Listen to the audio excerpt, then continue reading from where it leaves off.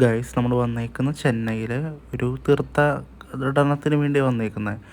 ചെന്നൈയിലെ mount cent തോമസിലോട്ടാണ് നമ്മൾ വന്നിരിക്കുന്നത്. ഒരു ചെറിയൊരു പിൽഗ്രിമേജ് ആയിട്ടാണ് നമ്മൾ വന്നിരിക്കുന്നത്. ഇത് സെൻറ്റ് തോമസ് മറ്റിടം, അല്ലെങ്കിൽ രക്തസാക്ഷിത്വം വധിക്കപ്പെട്ട ഒരിടമാണ്. ഒപ്പം അങ്ങനെയുള്ളൊരു പുണ്യമായൊരു സ്ഥലത്തേക്കാണ് തോമസ് ശ്ലീഹായുടെ ടൂംബ് ഇവിടെയാണ് സ്ഥിതി ചെയ്യുന്നത് കേട്ടോ. ഇത് അവിടെയുള്ളൊരു പള്ളിയാണ്. ആ പള്ളിയുടെ ഉള്ളിലോട്ടാണ് നമ്മളിപ്പോൾ പോയിക്കൊണ്ടിരിക്കുന്നത്. സോ ആ പള്ളിയിലാണ് ഒരു വളരെ മിറാക്കിളായിട്ടുള്ളൊരു ക്രോസ്, ഒരു അത്ഭുത സ്ലീവ എന്നൊക്കെ പറയുന്ന രക്തം ഉയർത്ത ഒരു സ്ലീവയുടെ ഒരു സ്ലീവ ഇവിടെയുണ്ട്, ഒരു കുരിശ് ഇവിടെയുണ്ട്. അത് കാണാനാണ് പോകുന്നത്. ഇത് നമ്മൾ തോമസ് ശ്ലീഹായുടെ ആ ഒരു കുന്തത്താൽ കുത്തപ്പെട്ട ആ ഒരിടത്തേക്കാണ് നമ്മൾ പോയിക്കൊണ്ടിരിക്കുന്നത്. അതൊക്കെ നമ്മൾ കാണുകയാണ്. ഇവിടെ വന്നപ്പോൾ പാലിയൂർ പള്ളിയുടെയും അഴീക്കോട് പള്ളിയുടെയും ഒരു മിനിയേച്ചറുണ്ട്. ചെന്നൈ സിറ്റി കേട്ടോ. മൗണ്ട് സെൻറ്റ് തോമസിൻ്റെ മുകളിൽ നിന്ന് നോക്കി കഴിഞ്ഞാൽ ചെന്നൈ സിറ്റി മുഴുവനായിട്ട് നമുക്ക് കാണാൻ പറ്റും. വളരെ ബ്യൂട്ടിഫുള്ളായ ഒരു കാഴ്ചയാണ് ഇപ്പോൾ നമ്മൾ കണ്ടുകൊണ്ടിരിക്കുന്നത് കേട്ടോ. കാരണം എനിക്ക് ഭയങ്കര ഇഷ്ടമായി. ഇവിടെ നിന്ന് ചെന്നൈ സിറ്റി മുഴുവനും നമുക്ക് കാണാൻ പറ്റുന്ന ഒരു കാര്യം നല്ല രസമായിരുന്നു. എല്ലാം വളരെ മനോഹരമായിട്ട് കാണാൻ പറ്റി. ഇതും അവിടെയുള്ള ഒരു ചെറിയൊരു തോമസ് ശ്ലീഹയുടെ ആ ഒരു രക്തസാക്ഷിത്വത്തിൻ്റെ ഓരോ കാര്യങ്ങളൊക്കെയാണ്. ഇത് തോമസ് ശ്ലീഹ പ്രാർത്ഥിച്ചിരുന്ന കുരിശും ആ പാറയുമാണ് ഇപ്പോൾ കണ്ടുകൊണ്ടിരിക്കുന്നത് കേട്ടോ.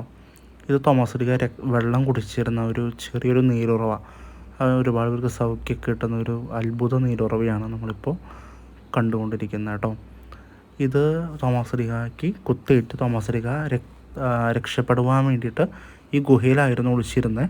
ഇവിടെ നിന്നാണ് തോമസ് ശ്ലീഹ രക്ഷപ്പെട്ട് മറ്റൊരിടത്തേക്ക് പോയത്. ഇപ്പോൾ തോമസ് ശ്ലീഹ പ്രാർത്ഥിച്ച് ഇരുന്ന ആ ഒരു ചെറിയൊരു സ്ഥലമാണ്. ഒപ്പം തോമസ് ശ്ലീഹ പ്രാർത്ഥിച്ചിരുന്ന പാറയൊക്കെയാണ്. ഇതാണ് തോമസ് ശ്ലീഹ രക്ഷപ്പെട്ട ആ ഒരു കുന്തത്താൽ കുത്തപ്പെട്ട് രക്ഷപ്പെട്ട ആ ഒരു ചെറിയൊരു വഴി. ഇത് അവിടെയുള്ളൊരു പള്ളിയാണ് കേട്ടോ. വളരെ മനോഹരമായൊരു പള്ളിയാണ്. എല്ലാവർക്കും പ്രാർത്ഥിച്ചിട്ടൊക്കെ ഉണ്ട്. ആ പള്ളിയുടെ ഫ്രണ്ടേജാണത്. സോ ഇങ്ങനെയൊക്കെയാണ് പ്രധാനപ്പെട്ട കാഴ്ചകൾ. ഇനി നമ്മളിത് മൈലാപ്പൂർ ബസിലിക്കയാണ്. ഇവിടെയാണ് തോമസ് ശ്ലീഹയുടെ തൂമ്പ്.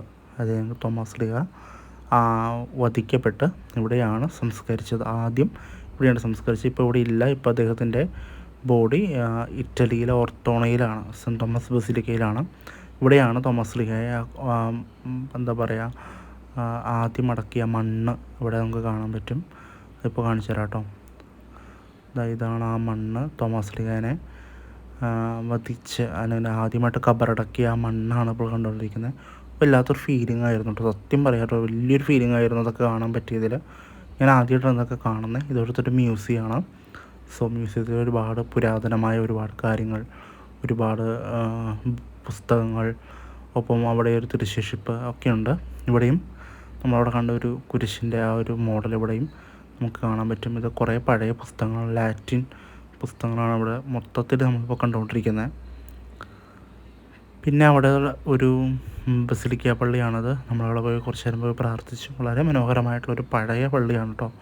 വളരെ ബ്യൂട്ടിഫുള്ളായ പള്ളിയാണ് ഇത്. ആ പള്ളിയുടെ ഒരു ഓൾട്ടറാണ്. സോ നമ്മളത് കണ്ടതിന് ശേഷം നമ്മൾ പള്ളിയുടെ ബാക്കിലാണ് അവിടുത്തെ ബീച്ച്, മറീന ബീച്ചിനൊക്കെ ഒരു ഭാഗമാണത്. സോ ബീച്ച് കണ്ടു. അങ്ങനെ നമ്മൾ അന്ന് വൈകുന്നേരം തന്നെ മടങ്ങി.